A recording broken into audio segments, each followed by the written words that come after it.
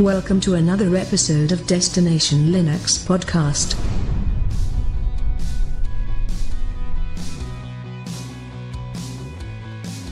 Welcome to episode 66. I'm Rocco, and with me co-hosting this week are Ryan, Zeb, and Michael. And we have a special guest this week. Her name is Christel Dahlskjaer. Christel, how are you? I'm good, thank you. Thank you for having me on the show. So you're a privacy and digital rights advocate. Yep. You also happen to be the VP of Open Source and Digital Advocacy at PIA, which is Private Internet Access. Yep. And you're a firm believer in software freedom. Absolutely. So let me ask you, before we get started into talking PIA, we'd love to learn more about you specifically. Okay. So you were a host of a podcast at one time? Yes, very briefly. It was called Free as in Node, and it was the Freenode podcast. Very nice. Yeah. So how did you get involved in the open source community? Purely by accident. So the year was 1994. It's quite a long time ago now. I was given 7 floppy disks. They contained Slackware Linux, and here we are. Wow. Nice. You know, this disk passing around thing is what really spread Linux. Every guest we have that's had history of Linux talks about this, it was effective. And I think now, being a bit older and sort of looking at the world, I'm thinking, you know, that's how people get hooked on drugs. This is true. Yeah, Little bit at a time. Free. The first distro is free, and every one of it every time. The first one's free. Yeah, that didn't really work. Yeah. So yeah, no, I've used Linux ever since. Contributed to a few open source projects. I was a Gen 2 developer for a while when I had more time and could compile. Nice. Really? Yeah, I had a bit of a strange I would buy old Spark stations and Sun Blades and install Gen 2 on them. That was basically my hobby. Wow, that's something that I've never tackled as Gen 2. Isn't that really sad? That's a bit of a sad existence, to be fair.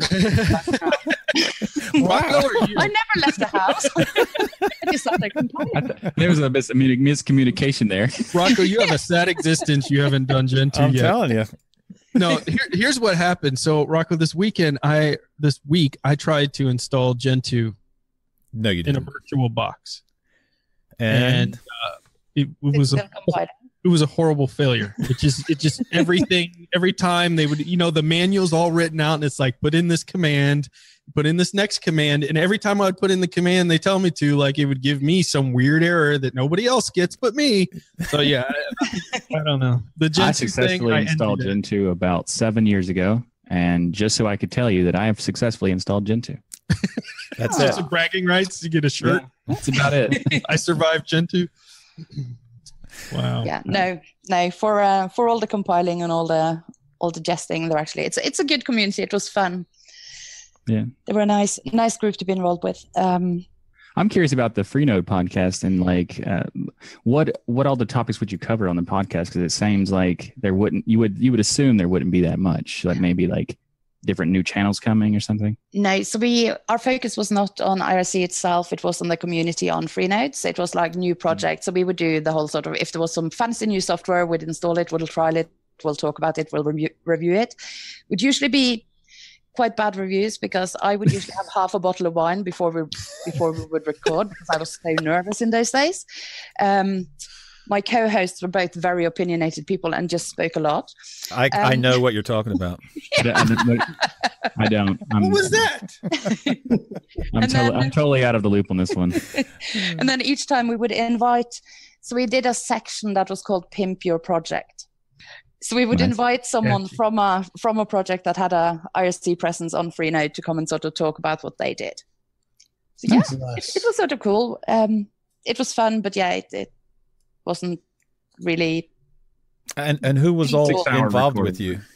So it was co-hosted by myself, a guy called Salior, or Darren if you wish, and Bryn S.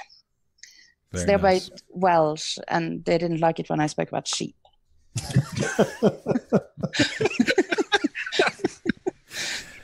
Excellent. So it's obvious from all of this that you are a Linux user. So what distro do you run, and do you hop?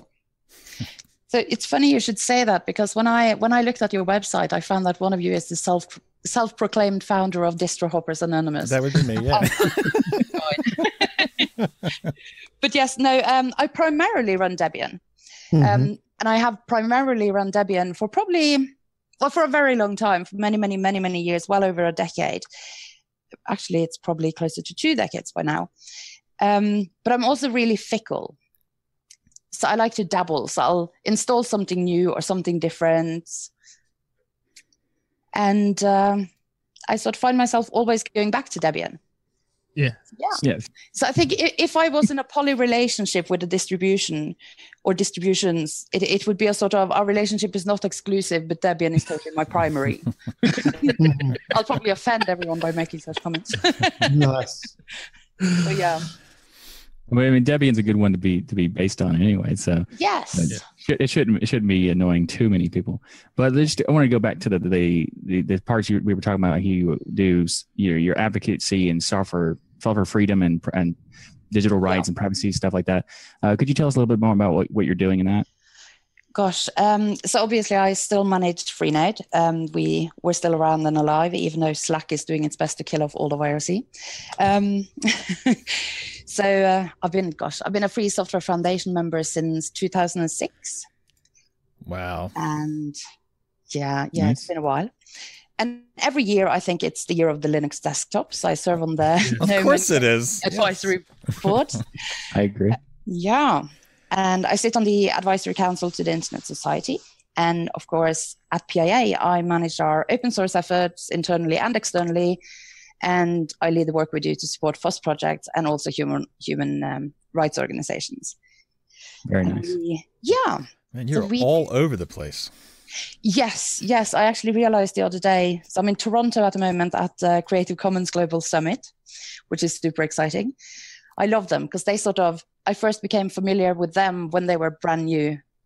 And it was sort of through free software, because loads of free software people got into the Commons. So it's super exciting to get to spend some time with them as well. Nice, that'd be cool. Yeah. Since February, I've been at home in the UK for 8 days. It's been a bit hectic. Wow. Yeah. Very adventurous. Yeah. So I've only just actually thought of this while you were talking about it. Yeah. Part of having that software freedom is people get to see the source code and people get to know exactly what you're doing and how it works. So you were recently part of a hackathon at the UCLA. Yes. So can you tell us about that event and what kind of work you was involved in there? Yes. So LA Hacks is one of a few hackathons that we tend to support and go along to. So this year we delivered a privacy workshop. And we put up a cash prize for the best privacy-related hack. So we had a fair few submissions. Some were good, some were not so good, some were really good. It was super exciting because it's sort of, for me now at my age and having been around so long, I find hackathons are awesome because I get to meet the people who are going to take over from us. Mm-hmm. All the people with the bright new ideas, the passion and the enthusiasm that I had 20 years ago. Yep. So the hack that actually won our prize was a project called Breach Tracker. So they created a Chrome extension that allows you to find information about data breaches for the websites you visit. So you go to a website and it will tell you whether there's been a breach, when that breach took place, or the date of the last incident. And if there's been more than one, it will also give you information about previous ones. The type of data affected, the number of users affected. So yeah, it was pretty cool. And I'm sort of waiting excitedly to have them finish the work and actually release it out into the world so that people can start using it. Yeah, I definitely want to try that out, especially if they make a Firefox version. Yeah, exactly. Yeah. And excuse me, but I didn't actually realize that at hackathons, people would actually come up with solutions to tell you if you'd been hacked. I thought they were just there to try and take apart code that someone has built as secure. No, so it's quite interesting. So some of the other submissions we had were things like apps to try make it more secure to transmit and share medical information between hospitals and between your GP. What do you call that in the US? Family doctor, maybe? Yep. GP is all the same. Or and sort of So they were looking at some quite clever apps that would allow you to make appointments. It would transfer your medical notes, your surgery notes, your radiology images. So yeah, people try to sort of find real solutions to some cool things. Marvelous. Yeah. Hackathon is also used as a term for just like general work get together type things. Yeah. So like, hacker spaces are just spaces people would go to together work on stuff, but it has nothing to really do with hacking. It's just the general term of like, the hacking concept of, like the long-standing version of hacking versus the mainstream term. Yes, more the creation and building. Right. And yeah. So some of us are going to be, I'm one of the newer ones in this podcast to Linux. And I'll be attending my first conference, and Michael may be attending with me, and it's the Southeast Linux Fest. Yeah. And I know you were recently at Liberapay. You've been to a lot of these fests. I think Neil McGovern was also there at Liberapay as well. So I was hoping you could kind of give me an idea of what are some things that are kind of covered at these events that we could expect. Well, it depends. I mean, one of the nice things about free and open source software events and conferences is that they're all different.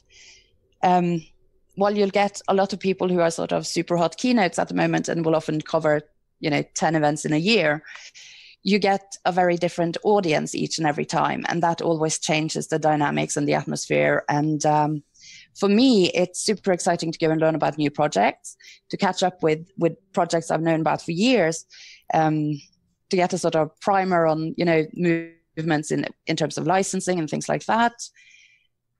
And of course, catch up with fellow community members. Many of them I now consider to be friends. Neil, who you just mentioned, is someone I've known for years and years and years. When I first moved to the UK from Norway back in 2001, the Debian UK community were sort of there taking me under their wing and being my Insta friends, as it were. And Neil McGovern was very much one of those people. Well, he was a great guest the other week when we talked to him. Stand-up guy. Brilliant. Yeah, he's good. So what is the atmosphere at these Linux conferences? Because we hear about them all the time. I've never actually been to one, even though I've been in Linux for a while. But what is it, like an electric atmosphere? What is it? I mean, they differ. Some will be more serious than others. I generally find it to be fun, friendly, and educational. Mm-hmm. But I guess being a woman in open source, I'm also acutely aware that I've been incredibly fortunate not to have had a bad conference experience, particularly in recent years with some bad press. But I think conference organizers at the moment are sort of putting a lot of effort into codes of conduct, ensuring that everyone is welcome. We've got massive diversity efforts going on everywhere. There's more focus on getting a wider range of speakers. There's more focus on helping with financial sponsorship to fly in speakers from the global south, or things like that. So it's always interesting and it's always different, and you will always meet really, really interesting people. Although one of the things I always try to do when I go to an event is to make sure that I go and speak to that person who stood in the corner on their own and not speaking to anyone else, because I remember being that shy geek a long, long time ago. Yeah. I was one of those the first time I went to a conference. I think she just described what I'm going to be doing at the event. I'm curious about that. The atmosphere we're talking about. Like you've been to a lot of conferences, and I'm just curious, like, what's your kind of favorite style? Is it like the Linux Fest where it's more like interactive with everybody, or in like the bigger cons or like Scale or stuff like that? So Scale is probably one of my absolute favorite events ever. But it has grown a lot since the first time I went to Scale was 2005, 2006. So quite a while ago. Nice. Although it's getting big, it's still a nice place to go because you still get a lot of the same people, and the atmosphere is very similar. And they've kept many of the sort of social events and evening events that they used to always run going, even with a much larger audience. And that's always fun with things like Scale. They do game night, they do a pub trip. So it's like nice. Are you saying, so it's kind of like Scale is more like the bigger commercial style conference, but in a Linux Fest feel? Yes. Yeah, that's a good way to sort of put it. And then, of course, over in Europe, things like FOSDEM is one of my favorite conferences because it brings together so many people, and it's always a great place to be, especially to catch up with the GNOME community, which sounds like a billion people there every year. Okay, not quite a billion people, but that's also, Boston has now become so large that I find that every year I need to sort of add an extra day to have a chance to catch up with everyone I want to see. Nice. But yeah. So getting on to some of the things going on in PIA, Andrew Lee, the PIA founder, he's been known for talking about the importance of fighting for internet freedom. He has a quote here that I want to read. Let's continue to fight the good fight. Freedom is an earned right, and we must continue to re-earn it every day. As the world continues to fight, private internet access will be there. In crypto, we trust. I love that. So can you tell us how some of the ways that PIA is kind of leading this charge here? And, obviously there's a lot going on with changes in governments and maybe where people should be concerned. Yes. So we are obviously extremely committed to privacy and to fighting censorship. So we work hard to try and ensure that we support organizations who work to fight for our internet freedoms, both financially and practically. So we have a few partnerships with a variety of organizations. We recently started working with Great Fire over in China to sort of work with them on their circumvention central efforts inside of the Great Firewall. And we are about to launch a tech task force type thing with another large human rights organization. But we also try to fight laws through education, such as educational messaging in large media. You might have heard we've had some fairly large New York Times ads out. Yep. And of course, continued software development to make sure that we create new, stronger and more resilient technologies using cryptography. And I guess I'm probably not the only person at PIA who considers their role to be financially sustainable activism rather than a job. Nice. And I think many of us are actively involved in internet freedom communities also outside of working hours. And but as far as sort of current challenges, I guess we've sort of lost net neutrality. That's a bit scary. And I guess the latest one is that the US government has recently decided to pass the highly controversial Fight Online Sex Trafficking Act, which is a difficult one for most organizations to stand up against, I think, because it's that's obviously a good thing, fighting sex trafficking. Right. But if you sort of look into the bill itself, it's quite clear that it's going to lead to the erosion of our digital liberties and sort of be a bad move in terms of freedom of speech online. And frankly, it's a direct attack on anonymity. It's very similar to the way they do the Internet Freedom Act that was proposed. That makes it sound good, but it's really underlying. It's got a lot of problems with it. Yeah. So I think it's sort of, we're at a scary point where probably we need to help people access the education they need to sort of empower them to speak up, to try and take back control, I think. Well, you're definitely involved in the privacy and advocacy thing. So is that what attracted you to private internet access? That their values align with your own? Or if you had asked me about whether I would ever consider coming to work for a VPN company, say 5 years ago, I would have laughed at you. But then Andrew at PIA actually reached out in terms of Freenode quite a few years ago and say, hey, we love what you do. We use the network. I'm a free software contributor. I've used Freenode for years and years and years.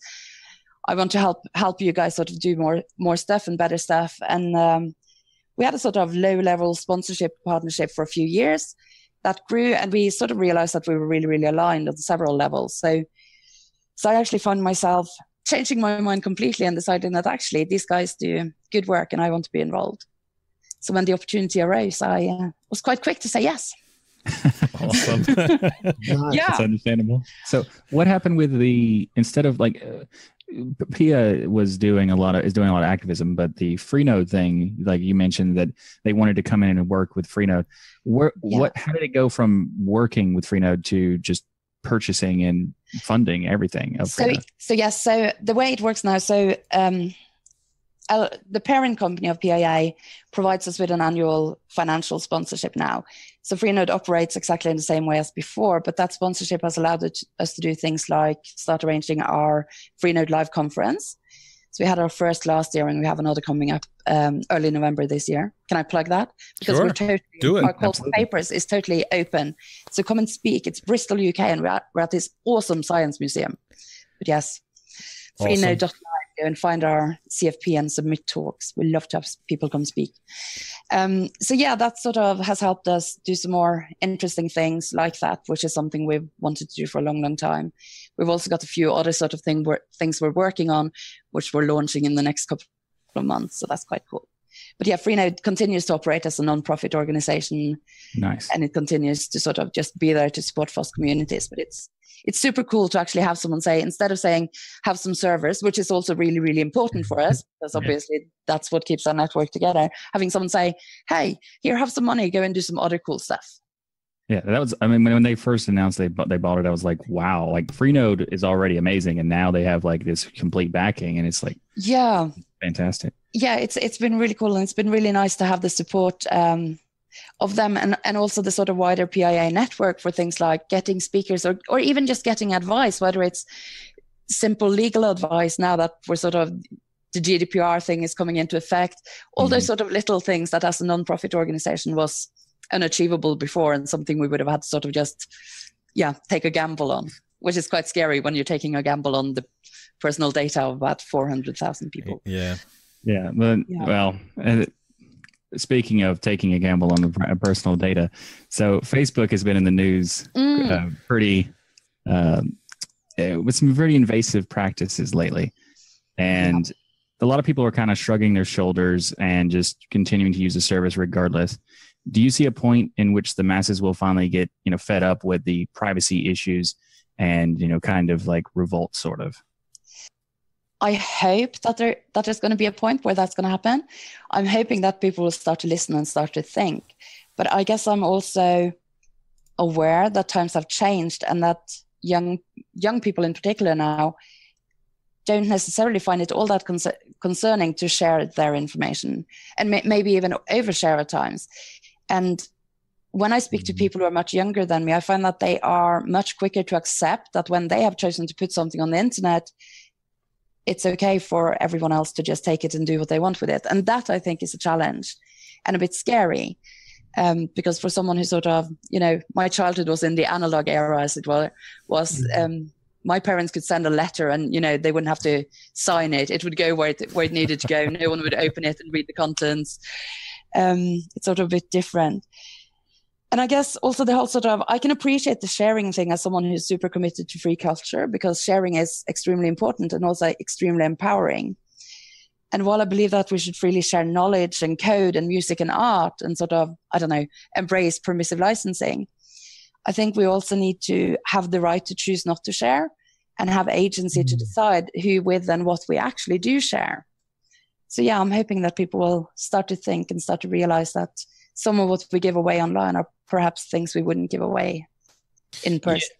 Some of the revelations that have come out during this Facebook trial to me were just completely shocking. Like I knew Facebook was bad, but I didn't even realize, and we don't even know the half of it. The reality is because they're closed source, they could be doing many other things that we have no clue about. But the things that we do know about now, they are, they are very just alarming, on the fact that they're just tracking everywhere you go, even when you don't have Facebook open, even when you don't have the app open on your phone, it's still logging information and things that you're doing. And it just makes me think, what has to happen where people go, okay, that's enough. My privacy has been invaded. What is it that you think needs to happen before these people do wake up? Is it some massive thing where people lose money and money's the only thing that gets people to wake up? Or what do you think it would be? I mean, hopefully the current situation is going to serve as a bit of a wake-up call for people.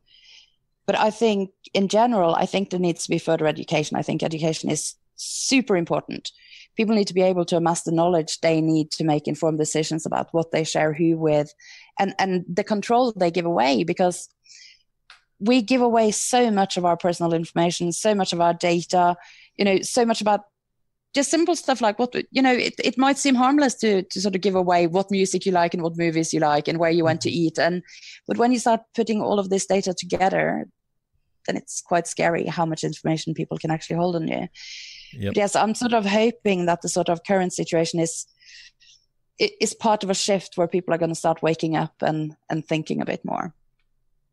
I think what's kind of interesting too is that in the US especially, I don't know if it's in other countries, but there's this politeness factor that people sometimes try to keep up. Like when they're in stores, for instance, and you go to check out and they'll be like, can I have your phone number? Can I have this information? And you can literally just say no and they move on. They know how to handle it. There's no awkwardness or nothing, but most people just give it out because they don't want that. They don't want to challenge the question of why do you need this info? Yeah. It's interesting you should say that. So I actually took my, I have a son, he recently turned 8. So I took him out bowling for his birthday because that's what he wanted to do. And they asked for my phone number and my zip code basically as part of their, if we're going to let you bowl, we need this. And I'm like, why? I'll be in that lane. Are you going to call me and send me a postcard? And we had this sort of lengthy chat and they got quite frustrated because they obviously didn't know how to defend that question and what to ask. And in the end, she basically went, it's for fire safety reasons, so that if we need to evacuate the building, we know where to take your children. And I thought, if this building burns down and I get separated from my kids and I sort of die in a fire, it's going to be of absolutely no use to you to have my address to take my children there. They're 8 and 4. They're not going to survive on their own. We're going to take your children to the house. Just leave them there. Yeah. And I'm like, this seriously, it makes no sense. That explanation was really poor. Yeah. And I don't know if it's happening in the States, but certainly in the UK, they're now getting sneaky. And when you've paid for your product, rather than giving you the receipt, they say, can I email you the receipt? Yeah. And you think, well, yeah, I don't want to lose a piece of paper. And then before you know it, you've given them your email address. Yeah. And then, 3 days later, you've got 14 emails. Do you want to go and buy this? Do you want to go and buy that? So it's really quite... Well, Zeb, you've just ruined my life because I always thought I was saving trees. Now I realize I'm giving them my personal info. Thanks a lot. You're doing both. I think some of the problems with Facebook is people's complacency and they don't know of alternatives. So are there any alternatives out there other than Facebook where you can interact with all your friends and your family, but keep your data safe? Not to that sort of similar extent, I think. I mean, I think some people feel that Twitter is a better alternative to Facebook, but obviously Twitter is a very different product. Mm-hmm.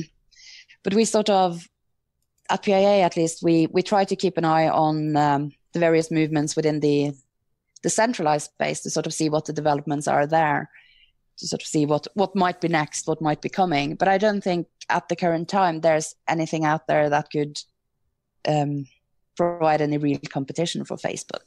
Yeah, I agree. The ones that I use that are the decentralized stuff or the federated stuff like Diaspora or Mastodon, those are good, but they have no chance of usurping Facebook at all.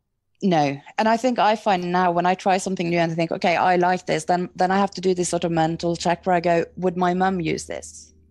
Yeah. And the answer is usually no. Usually no. Right. Yep. Yeah. Especially if they figure out like, here, you could have your own instance. Like, that's a problem because most people don't want to have their own instance. No. I had someone comment on my Facebook video. They said, you expect me to live without Farmville? Yeah. Well, everybody's involved in social media today, including Twitter. So you have a Twitter account. And I do. While we were talking to prepare for the show, our good friend here, Michael Tennell.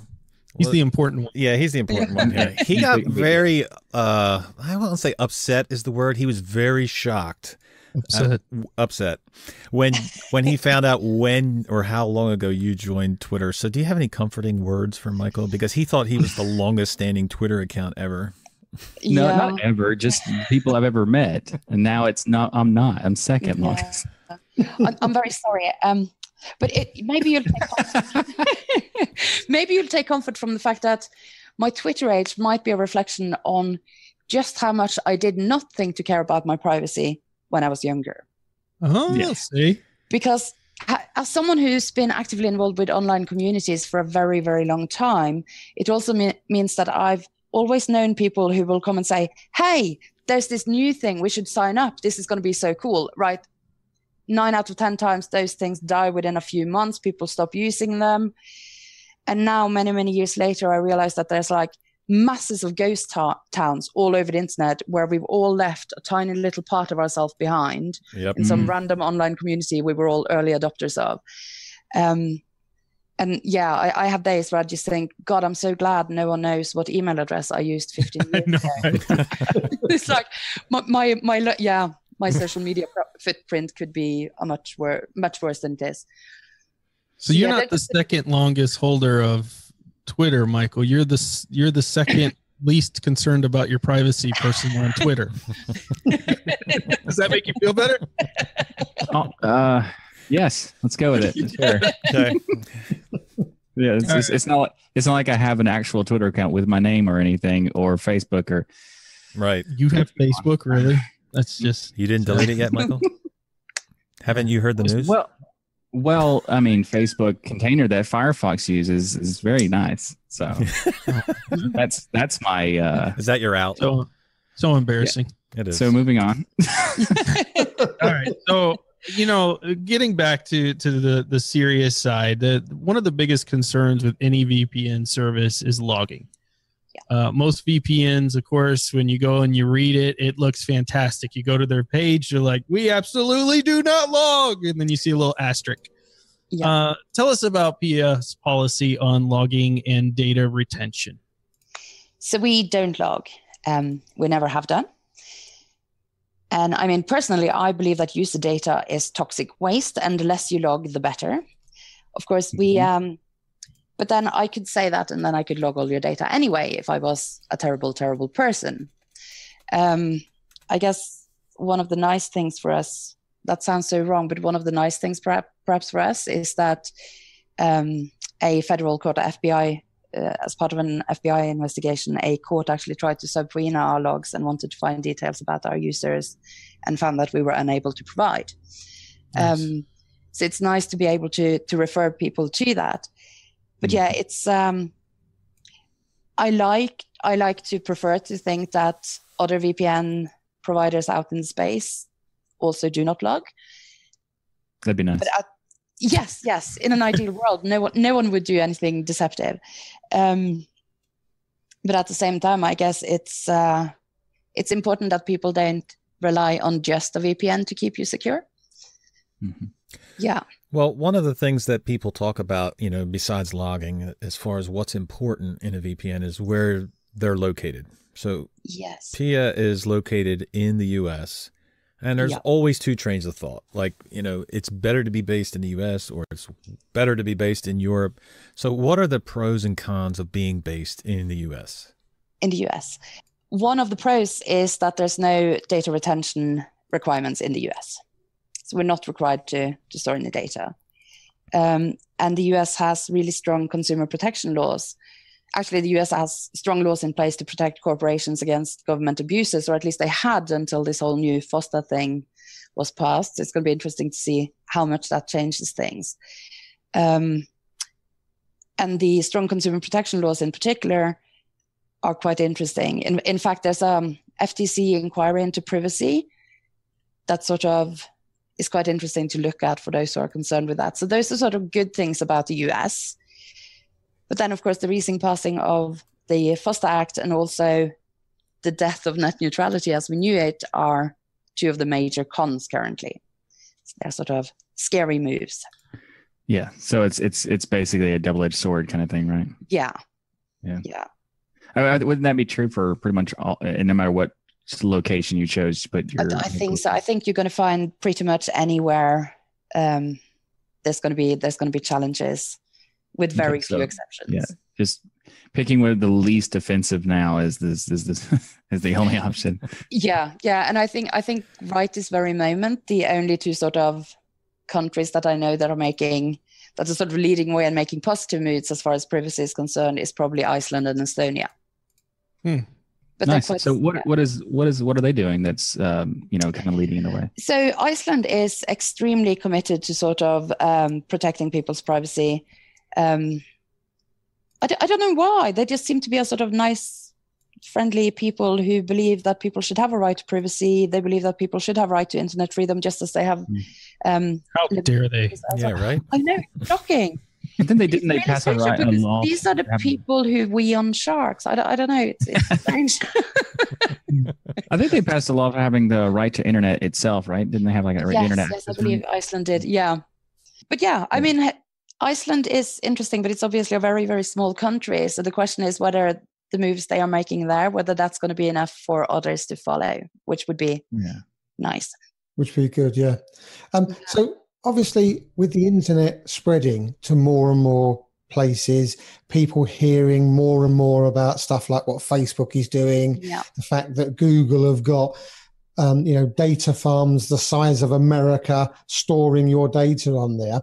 Yeah. There's still your average Joe who uses a computer who doesn't see why I need a VPN.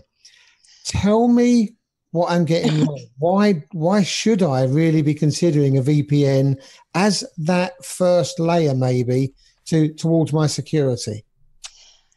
Okay, let's see. Would you be happy to live in a house that had no walls, or a house where your doors had no locks? No.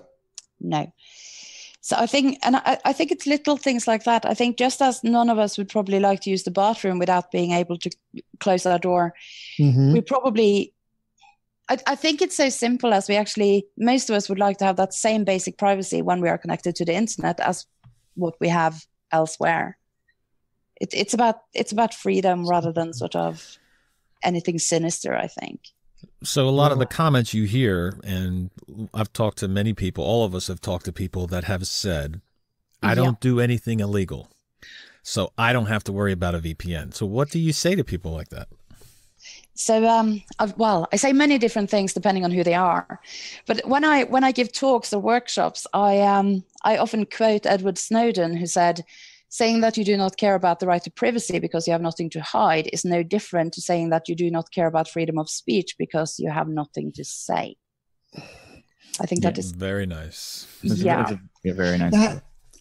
I just need to interject there because that's probably the single biggest statement that gets me into arguments, because I'm not that fussed about my internet access, my privacy. If somebody wants to know that I'm sitting down here with my grandchild watching Peppa Pig videos, that's fine. Yeah. But just because I'm not vocal about it doesn't mean I care. I don't care about freedom of speech. So to me, putting those two statements together, they are just poles apart. Right. But now I'm going to tell you why they're not. Because you've just said you've cared, right? While you might not care that your grandchild and you watch Peppa Pig and people know that, you are going to care about the freedom of speech of other people and what they do. So next week, on Wednesday, actually, I will be taking the stage with Dr. Sue Black. And I'm in total fangirl mode because she's super, super amazing. She wrote the book Save Bletchley Park, and she's like, awesome. We're going to co-present an award together at the Index on Censorship's Freedom of Expression Awards. We'll be presenting the Digital Activism Award this year. And whilst you might be sort of safe because you watch Peppa Pig and, that's not very scary, the people we will be working with next week are people who are journalists and activists and dissidents whose lives are actually at serious risk when they communicate online, when they transfer documents, when they talk to people, when they travel. I think it's about community, about realizing that sometimes some of the things we do and the importance of the things we do are not necessarily going to benefit me, but they might benefit you or someone else.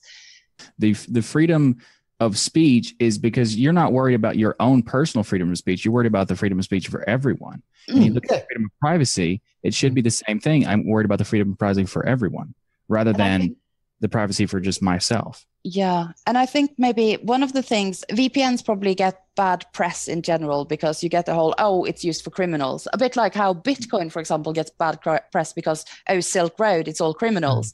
Yeah. But if you sort of look at it, I think VPN technology is really, really amazing. And I think the tool was never intended for use by criminals. But like with everywhere in the world, bad actors will make use of good technology, just as they continue to do, many of the things that we all do on an everyday basis. I'm pretty sure they eat their dinner, they drive cars, they enjoy music, but that doesn't mean we should ban music or, get rid of cars So I think it's sort of balancing that out and remembering that VPNs help people stay protected when they use untrusted networks out and about, whether you're in a coffee shop, at an airport, at a hotel. It helps protect you against prying eyes.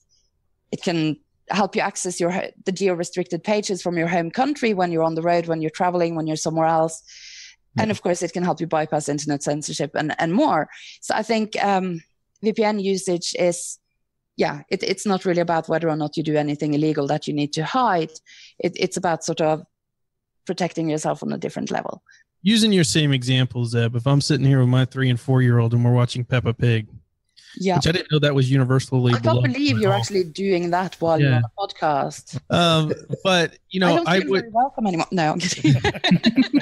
Kind of going back to your turn off statement my TV set right now about not having walls or windows. If I'm down here with my 3 and 4 year old and I'm watching Peppa Pig, I really don't want my neighbor standing with opening my door and just watching me watch Peppa Pig with my 3 and 4 year old.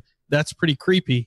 I also don't want them to know about what I'm doing on my bank. I also won't let them when I'm looking over my shoulder, while I'm searching or sending emails to friends or family. I don't want any of that stuff to have a neighbor sitting over my shoulder. And in the digital world, there could be thousands of people that are tapping into this and buying this data from me that I wouldn't let anybody else or want other people to see. Is it damaging? No, but it's private. Let's move on to a different line of questioning here, because you talked briefly about this, and I really want to point this out for people about why have a VPN. I've been in telecom for 18 years, most of my life. You don't look old enough for that. Yeah, I know, right? I got that baby face. But I've been in telecom for a long time. I've helped build out the networks. I've seen the different things going on behind the scenes in telecom. It's a very interesting industry. One of the things when people ask me about privacy, one of the big reasons I tell them for VPNs, even if you're like Zeb and you don't buy into needing it on your computer, having one on your cell phone is so, unless you don't leave your house, is so dire, because there are so many ways that people are tricking individuals right now into getting on the fake networks, into exposing their information. There are even fake towers out there that people set up, or at least they look like tower points that they're connecting to. And of course, the big push, because telecom companies as a whole like to bill lots and lots of money for data, is people want to get off their data plan and get onto Wi-Fi. So Starbucks, Walmart, hotels you go to, airports, they're all raising their hand like, connect to us, connect to us. But once you make that connection, you'll notice that it tells you this connection is not private. It is public. And so tell us about some ways, those are some ways that I've seen, but are there some other ways you guys are seeing that people are tricking people to compromise their data from a mobile standpoint? I mean, there are sort of general things that are sort of there, and some of them have been there for a long time. I mean, social engineering is nothing new, but that's still just as relevant as it was when Kevin Mitnick was at his sort of prime. DNS hijacking, SSL stripping, and of course then there's curious things like you mentioned Starbucks. There was the whole Wi-Fi hotspot hijack where people had been installing crypto mining software to mine Monero. So it's like, So, I mean, there's people who just have it where you can, because they're open networks, you can go into and have a Wi-Fi cracker that will knock everybody off the Wi-Fi, then pretend to be the Wi-Fi you were just connected to, and then when you reconnect, So. Yeah, I mean, this alone, so let's say you connected to that, just to make sure everyone understands. If you had a VPN on your phone and then you connected to that fake network, guess what they're going to see? They're going to see the VPN IP. They're not going to see yours, so they're not going to be able to access your device. They're going to be trying to, if they want to try to sort of access your device, they're going to be trying to hit our server in whichever region you've selected. And we have many servers. I mean, this alone is the reason to have a VPN by itself. I mean, if you leave your home at any point and connect to networks, whether it be airports because you travel, hotel rooms, whatever, this gives you so much more confidence. I mean, nothing's 100%, but it gives you so much more confidence when you're out in these areas to be able to, I'm at a hotel, I need to check my bank account balance. If you do that on their Wi-Fi without a VPN, you are a fool. Yep. I mean, that's basically what it boils down to. Yeah, I agree. It's very hard for me to. I prefer to tell people don't connect to the free Wi-Fi. Public Wi-Fi's, they're free, but they're free for a reason. So please. Yeah. But besides, like going back to a previous statement you said about having like the first layer, or like it wouldn't be like a singular layer for a VPN. What are some other services or strategies you'd recommend people using that keep their data safe and stuff like that? Well, I would tell you to encrypt absolutely everything, like literally all your data. Use OTR, PGP. Use, I don't know, apps like Signal when you chat to friends and family. Don't use Facebook Messenger. Use Signal. Make sure your passwords are strong. Utilize disk encryption. And make sure that you don't just blindly trust, but also verify. So like, look for, see if anything's been like that you're using has been audited. Yeah. So, I mean, there's obviously one of the nice things, like one of the projects I'm super, super excited about seeing doing great work recently is the Reproducible Builds project, where they're so things like that. So yeah, sort of, there's some slight safety in people putting in the effort to at least make it possible for you to see when there's a problem. Yeah. I mean, sometimes it might be too late, but. Yeah. Didn't Debian make their entire repo reproducible, or is it just like? So they're trying. So I think they are at 97%. So I think they're sort of, but of course the repository keeps growing. So it's sort of, yeah. But yeah, it's super exciting. They're doing some really exciting work. So when the likes of me goes out and says, okay, do you know what? I'm going to buy into this and I need to find a VPN provider. What are some of the key questions I should be asking? But more importantly, I think, is what are some of the red flags that I should be looking at to say, whoa, no, this is too good to be true almost? So questions you could ask are obviously, do they log? Carry out some research into the company itself, read the reviews. If the product is a free product, then carry out some additional due diligence, because often the trade-off of a free of charge product is that you are the product. Yeah. And of course, some of the red flags that you should look for is things like the lack of reviews, poor reputation, no native clients. But of course, there's also alternatives to VPNs like Tor, which is an open source project. It might have a slightly higher threshold. So for people who are not particularly technical, that can be a bit more challenging to. Yeah, that's kind of common with a lot of the different methods to, like even PGP and stuff like that. It's typically. Yeah, it can be a bit of the learning curve can be quite steep at times with a lot. I mean, Opera did this interesting thing not too long ago where they were kind of giving, I don't know if they're still doing it. I've heard it's there and some people said it's turned off, but it was basically like a free VPN service is how they were announcing it, but it wasn't really a VPN. It was a proxy. And there's an important differentiation there between those two, because one is basically encrypting all the traffic, internet traffic leaves your machine, and one is just encrypting your browser traffic. That would be another thing. Yeah, right. And that's obviously going to be scary, because people are going to have a false sense of security and think that all of their data, all of their transmissions are going to be secure if they believe they're running a VPN. Yep. So how does PIA ensure its servers and connections are safe from things like man-in-the-middle attacks? Well, no one has any access to our servers, so people aren't really in a position to do anything shady. Of course, like everyone else, we're obviously at risk that people could try to break into our servers. So far, so good. We have a decent DevOps team. We have people monitoring things 24/7. We're quite hot on security. Obviously, we have to be in the space we're in. Sure. So yeah, general OPSEC, I guess, as best as we can.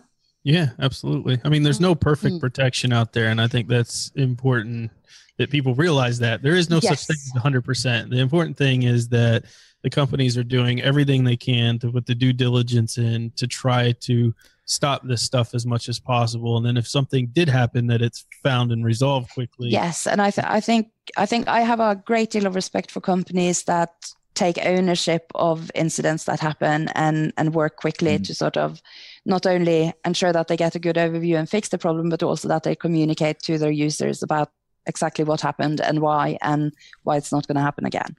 I agree. Transparency is one of the most important things for any kind of company, especially a security-based company. Yes. Yeah, absolutely. Well, I think it goes back to reputation as well. You know, you had mentioned before about PIA and lawsuits and them not giving the information that they needed or not being able to give the information. And I think that's one thing that, Zeb, when you had said about what do you look for, that's one thing that I look for is the actual reviews from regular people and their track record. What they've done in the past when things have happened, whether it be lawsuits or whether it be breaches, what have they done in the past? And I think PIA really does a great job in that track record part. True. Thank you. Yeah, the kind of interesting thing about it, like previously we talked about the headquarters thing in the U.S. That's actually in a way kind of good because it made the FBI think that they could contact and get the information, but when there is no information, it lets the users know that has been tested at a governmental level. So that's yeah, that sounds pretty awesome. So when we install the PIA's VPN, it's through a software script. Yes. So currently it is, although we're obviously now in the process of releasing the source code for all our stuff and releasing our repositories. So hopefully there will eventually be options like, there will be Debian packages. You might be able to install it with Snap and Ubuntu. Nice. So is there any reason why you didn't choose a PPA? I don't actually know why that decision was made and why that happened. Although I know that at the moment, I believe our team is currently working on getting a personal package archive for Ubuntu. So yeah, it's something we're working on, but a bit sort of late in the game. Yeah, let's be clear. We are so happy we have a script to install PIA. we're happy. We're so happy because some people don't support Linux at all. So we're very happy about it. But we're like, well, is there some other ways we could get to PIA? But it's certainly workable and usable with the script. But I think, there's so many distros and things growing and changing in Linux. And it's great to hear you guys are making changes to kind of adapt it to that too. Yeah. You kind of think about it. It's kind of funny that if you support Linux users are so happy that you're supporting Linux that we want to know exactly like how far will you go and how can we help to make you get it there. Yes. And so PIA doing the open source thing is like maybe even it'll just help people help the Snap being built, the flat packs, the app images, stuff like that. That'd be fantastic. Yeah, I think we're really lucky because we've sort of been so many of the people who work for PIA now, and also the company itself having supported a lot of open source effort. I think we're sort of lucky that we're in a position where we have a great network of people involved with things like FlatHub and Flatpak, and we know people at Ubuntu and Canonical who can help us sort of get the whole Snap thing going and things like that. So I think we'll be able to benefit massively from the support from our sort of community there. And as far as sort of releasing the source code goes, one of the things that we desperately hope is that someone is going to come and they're going to contribute back something that is going to be even better than what we have and be a much better product for those people who really, really need to look after their privacy. So the people who are in, China and Iran and Russia and Turkey and places like that where there's some serious censorship going on. Well, you said about something better, but I think that's one thing that is overlooked in looking for VPNs is the actual client. And you can install, through the OpenVPN and the network manager, you can install PIA, but the client itself is absolutely awesome. So this has like all kinds of different features that you can change from remote ports to changing it from UDP to TCP. The VPN kill switch is one fabulous thing because it can be done through the network manager. But if you're not technical savvy, you're not going to be able to do a full-blown internet kill switch. And so tell us about the great features of the client. Well, I guess you've probably sort of mentioned some of the great features of the client, but for me, probably the nicest thing about PIA. So let me tell you about my friend Hannah. Hannah is brilliant, but Hannah is one of these people who will give away anything. So she will go to conferences sometimes, and she will listen to people, and she will go and sign up. And she went to some fintech events and literally just went and signed up for every sort of financial new thing that, logs into your bank account and tracks your spending and saves for you. And I'm just sat there staring at her like, what are you doing? Have I taught you nothing about your privacy? And she goes, oh yes, so what does this VPN thing do? She says, because you gave me like this account, but I haven't actually installed it yet. And it had been like 6 months when she installed it, and I realized, so Hannah is technologically challenged. But she installed the app on her computer and on her phone, and she uses it all the time now. And I think for me, the sort of biggest thing about the client is probably just how easy it is, even for a technophobe like Hannah, to install it and use it. Yeah, I can use a network manager version, and when I found out I didn't have to, I was thrilled. Yeah. But that is something that's lacking in any VPN providers out there, is the fact that they don't have a nice GUI application for people to use. It's either a terminal or it's through the network manager. PIA is one of the only, it has the best Linux GUI for a VPN, hands down. Oh, thank you. I agree. The kill switch is probably the best option where that's the thing where if you lose access to the VPN, it just takes off the internet, right? Yep. Yes, which is super handy because the last thing you want is for it to revert back to your underlying IP. Right. Exactly. Yeah. So tell me, Christel, having sort of like become the experts in VPNs, and having all of your knowledge about all of the things that you shouldn't be doing with these other services, are PIA looking at providing other services like secured mail or messaging or things like that? Please say yes.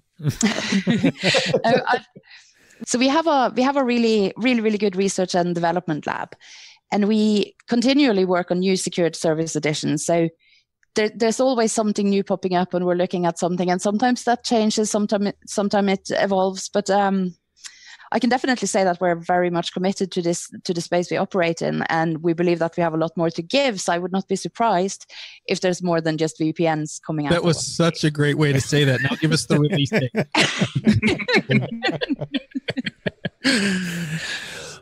Well, okay, so there is a lot of competition in the VPN market. So how does PIA differentiate itself from the competition? Because there's a ton out there.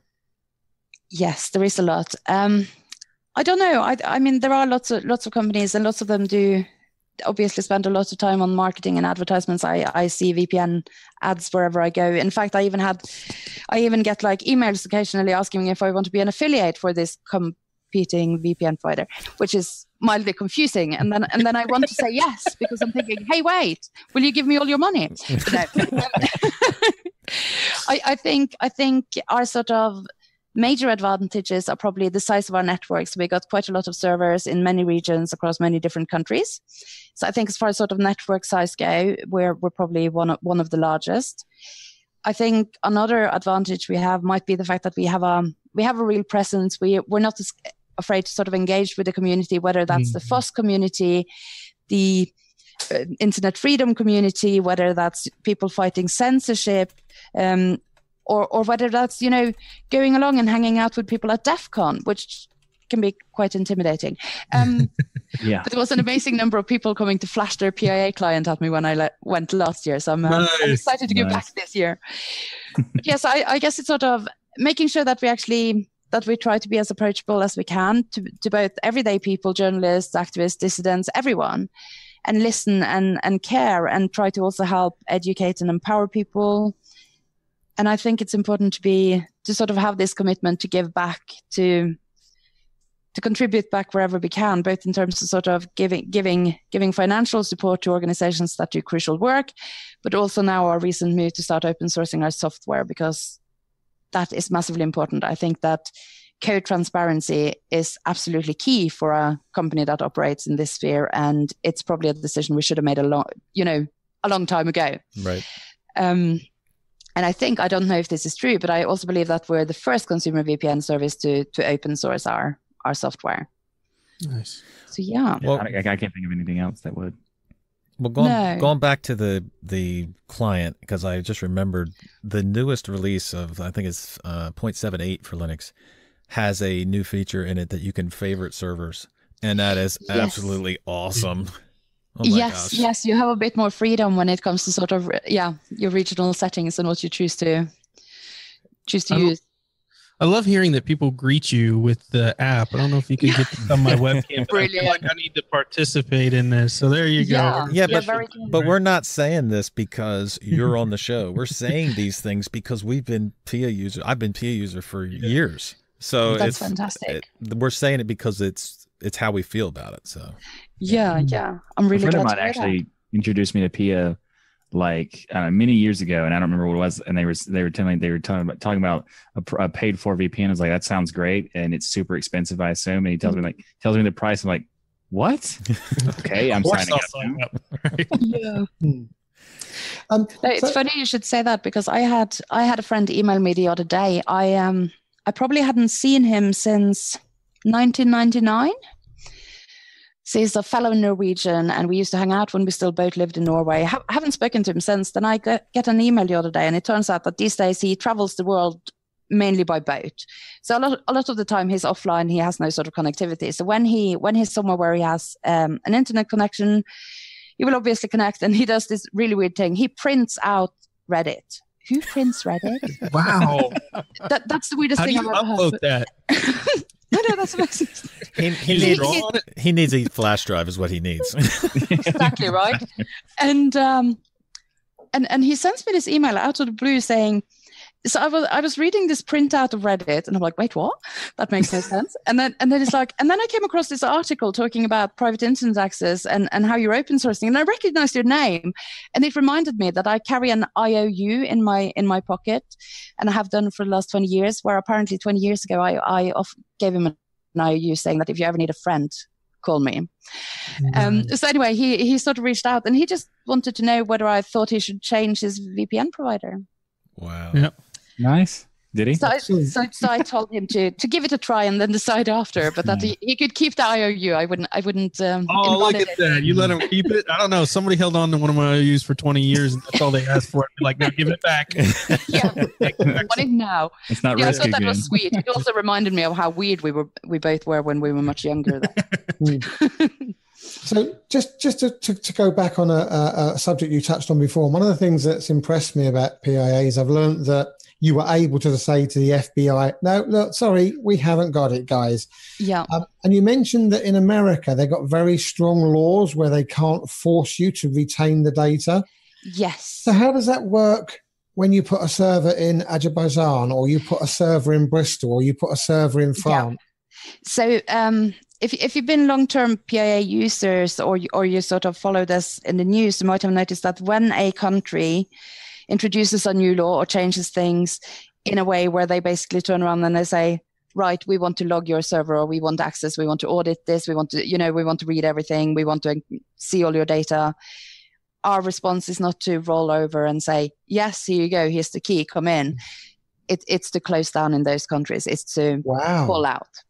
Actually, that happened in Canada a little while ago, did it not? I don't know if we've recently done that in Canada, but we did pull out, obviously, of Russia. We've pulled out of Turkey. We pulled out temporarily, I think, from parts of Germany. But yeah. Wow. It's been... Are you concerned that with what you're seeing with all these governments, you'll only end up with America to host your servers?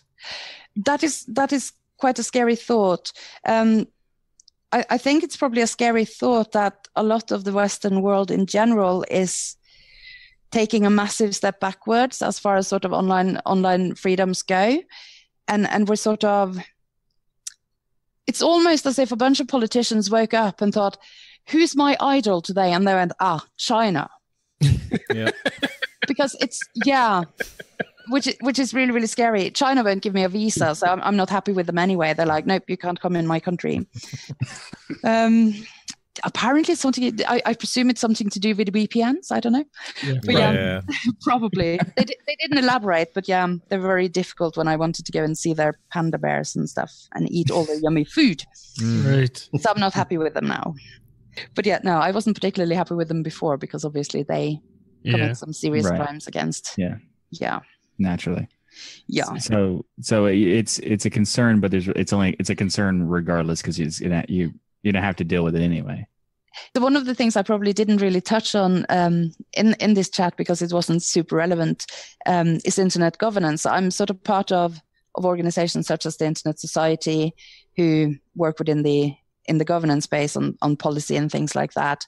I go to the Internet Governance Forum. I participate with sort of the various civil society groups that are involved there. And we one of the sort of interesting things for me is that the internet I want is the internet I grew up with. The internet of 20 odd years ago was not like this. It was free, it was open, we could share, it was sort of super collaborative and super good. And that's sort of the first experience I had and the first experience of internet that I would like everyone to have. But I can have conversations with people from, emerging markets where the internet is concerned, such as Zimbabwe, where they will argue that they need two internets because obviously culturally women and men are treated quite differently. So they want an open internet for their men and they want a censored internet for their women and children. Wow. And that's really scary. And it's really unfair. And it makes me angry on so many levels, both on sort of a privacy activist level and a feminist level and sort of all these levels. I get really angry. So I want to fight those people. I don't, honestly. There's no sort of cage fights after hours. But if there was... You'd be in for it. Yes. But it's sort of... It's difficult because it sort of challenges in like new places like that. And then there's challenges in spaces like the UK. Obviously, there's loads of changes there in the US, the Western world in general. There's more and more sort of erosion of our digital liberties, and it's quite scary. But it's also perhaps sort of, I'm also cautious of the fact that all these things are reactions to what happens because the internet is probably quite scary if the government has no control of it. Right. And that's not them. Yeah. And, I would think that the government not having control of it would be a good thing. But at the same time, I can sort of understand the fear that that people are going to use it for nefarious purposes. Yeah. So it's sort of... It's a bad situation to be in because there's no good way to do it because anytime the government gets involved in anything, it's messed up. It's sort of scary and it's sort of... a lot of people speak up, but it's evidently not enough, or maybe it's not the right people, or maybe we're not saying the right things. I don't know. There's still a lot of work to do, I think, both here in the Western world and further afield. If it keeps going the way it's going, we're all going to log on to the internet and all we see is a Facebook page and no way to leave it. Isn't that terrifying? It is terrifying. So let's get away from the terrifying ideas of something like that. Let's go back to we talk about the open source aspects of PIA. And this is obviously a huge milestone, and everyone who's ever heard of PIA is probably very excited about this. Could you tell us how did that decision come about? And did it take a lot of discussion to get it to happen, or was it just something that they wanted to do all along? They just had to get to it. I think it's probably a bit of both. I mean, I think Andrew obviously is a free software person and has been for years and years and years since he was a teenager. So it's all sort of probably always been the ambition to be able to release the source code because, as we know, code transparency is key. But we've never really had perhaps the strength to manage and lead such a shift after being closed source for quite some time. But as the team grew and we got more and more of a, solid internal foundation, I guess, when it came to people with experience from open source communities and just the whole sort of process, because the way of developing open source software is often quite different to developing internal software where maybe you're not very good with your commit history and your messages. And maybe not the best at commenting and document, all those things. It's sort of a big internal shift in that way. But we sort of realized that the time was probably ripe. We had enough people to sort of manage that process. We initiated it. It was really, really difficult not to tell everyone I knew that we were about to do this. That was the hardest thing for me because I was so excited. But yeah, no, I'm super proud that we did it, and I'm super glad that we're committed to sort of continuing down that road. Fantastic. I mean, I did the whole documentation aspect. I have a lot of projects that I've built for myself that I think are fantastic, but I don't release them solely for the fact that I'd have to maintain the documentation and the support and all this other stuff. So I can understand that being a hurdle to get across. Yeah. But do you have like a timeline maybe for the desktop clients that get open source? Yes, I do. Are you allowed to say? No, actually, I have been saying probably 3 or 4 times that I believe that transparency is important in this chat. So yes, I think that I know that the desktop clients will be released towards the very end of this initial release cycle. This is partly my fault because I'm cautious at times, not very often, but sometimes.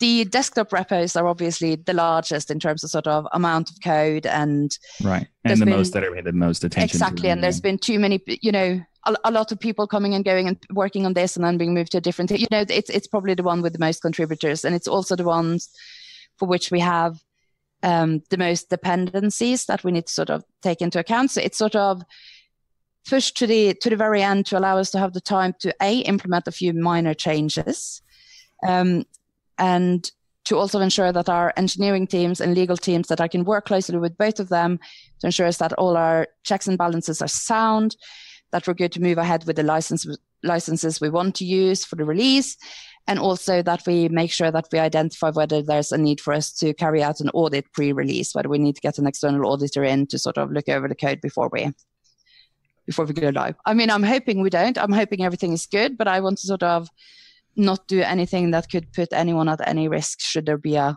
little bug that we have missed. Yeah, and especially with like something like a VPN software, you have to be as sure as possible. Yeah, but yeah, sort of timeline-wise, early autumn. Okay. Nice. Yeah. So congratulations, you have survived our gauntlet of questions. You've been incredibly awesome. I have one more question for you officially is how can people help support PIA and the work you guys are doing? How can people? Well, I think obviously user product is brilliant. We're very happy when you do that because that allows PIA to pay my salary. But that was really selfish of me. But on a sort of wider sort of more important scale, speak up, use your voice. People need to be vocal. We need to speak up against censorship. We need to speak up against the erosion of digital liberties. We need to continue fighting for internet freedom. We need to educate those around us and talk about privacy with everyone, with your mum, with the woman behind the shop counter when you go to your corner store. Okay, maybe not that might be awkward, but keep talking to people. But if they ask you for your email, then maybe. Yes, that's a very good opportunity. But yeah, so keep talking about it, and of course keep supporting, whether that's joining or whether that's donating or whether that's just sharing a link. Whenever these amazing organizations that work to sort of protect our internet freedoms do something cool, then help them. Or when they need help, get involved, go to meetings, go to a meetup, or go on a march, do all those things. And of course, if you're a coder, which I presume that many of your listeners might be, then dive into our repositories, submit pull requests, make feature requests, contribute some code, help us improve and help us make it better. Perfect. Yeah. The open sourcing of it is going to make that even much easier. So I'm sorry, guys. I got a question. We didn't put this on the document. I don't know why. Are you a gamer? And if so, will you play some Rocket League with us? I'm afraid I'm not. So I actually, gaming in me, it never really happened. Well, I say that. I used to play NetHack, but that's like 25 years ago. I went through a brief period of playing this MMORPG called City of Heroes. Yeah. Yeah, that was my sort of, I was totally hooked on that. And I don't know why, because everyone was like, oh, play World of Warcraft instead. And I'm like, I don't like it. And Yeah, like, why do you not like it? And I'm like, I don't, yeah. And It I doesn't don't have know. superheroes. This is going to sound like terribly sort of, maybe it's because I was a bit of a girl and I like the fact that in City of Heroes I could go to a shop and buy clothes and shoes. I don't know. Yeah. But yeah, it had that weird sort of, Everybody lies in an MMO if they don't act like that's what they're doing. The whole time you spend 24 hours looking for a new tunic to put on your character, right? I mean, exactly. it's Barbie dress up with swords. That's why I don't play MMOs. Yeah, we don't play MMOs for that one reason. So instead, in Rocket League, we have special paint Michael, decals on it and hats. And stop, Michael. Quit while you're ahead, Michael. Yeah. I actually have, my car wears a fedora. I like the wheels I pick on my car. Okay. Yeah. Very good. Yeah.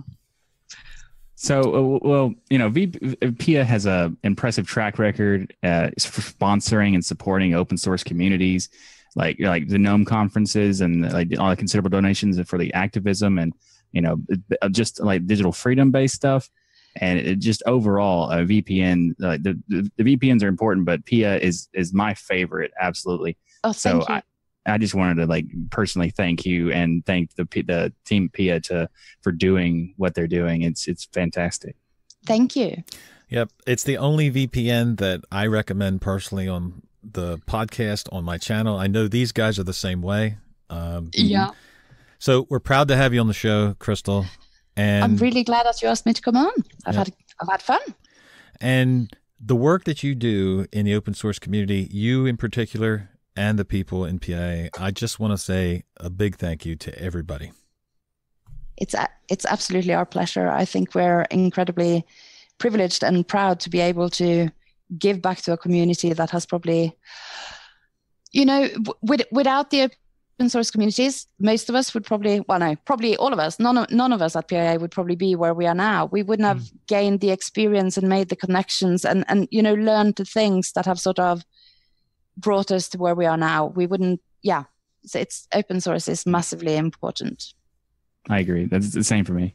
I wouldn't be on a podcast with these guys without that kind of be getting into the ecosystem, I guess. Yeah. It's overall, open source is awesome and PIA is awesome. Yep. Oh, awesome. Well, thank you for making the time to come on the show. We appreciate it. No problem. All right. That's all we got. So a big thank you to each and every one of you for listening, watching, supporting the podcast in any way you can.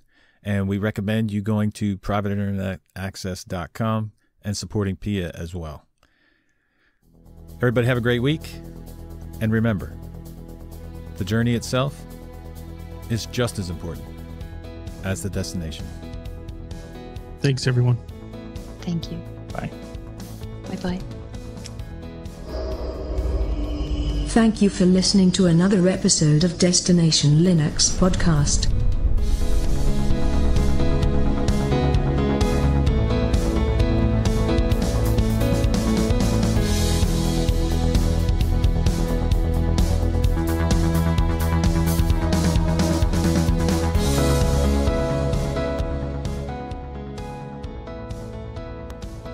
All right, is everybody ready? Let's do this. Certainly are. Yeah. But it's nice to have a little chin wag Afterwards. Okay, yeah.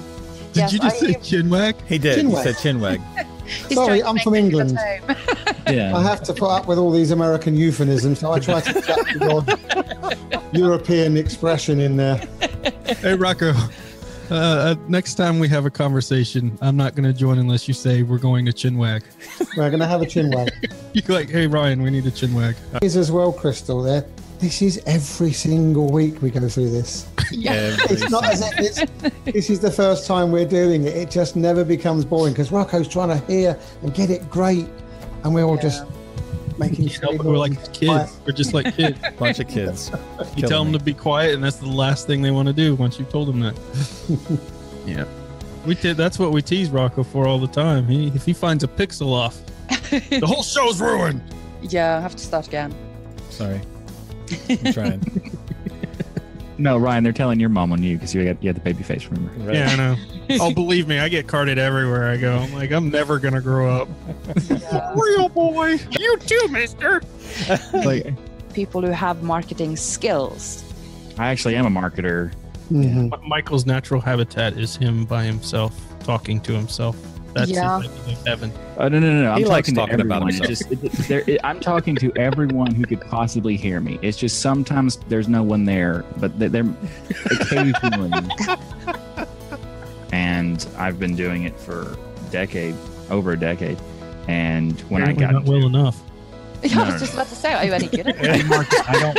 I don't market myself. We might attract good marketers, Michael. Have you heard of Google, sir? Christel, let me ask you this question.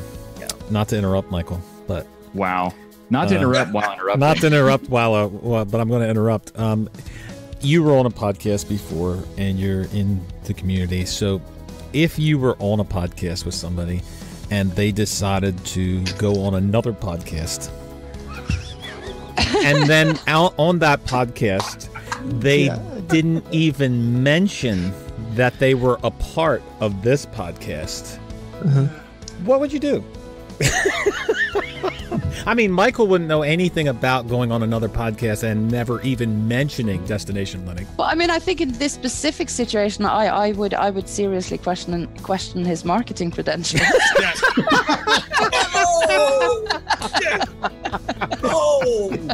So I knew you were going to be my favorite person. To be fair to myself, you need to come back more often. Let me tell you. But anyway, the reason I mentioned the marketing and that. Oh my gosh! Going back to the marketing. Will someone please? I had a reason for it blew in my face like Go ahead. 40. Sorry, I like you really. I'd love to come back. Yeah, in fact, if Michael is too busy going on like other podcasts, just. Hey, wow. Depends on burn after burn. Oh my goodness! It depends on how many times that happens. There might be an opening. Just saying. Yeah. Speaking of how good of a marketer I am. Yeah. I have a feeling Destination Linux is going to end up with 5 hosts.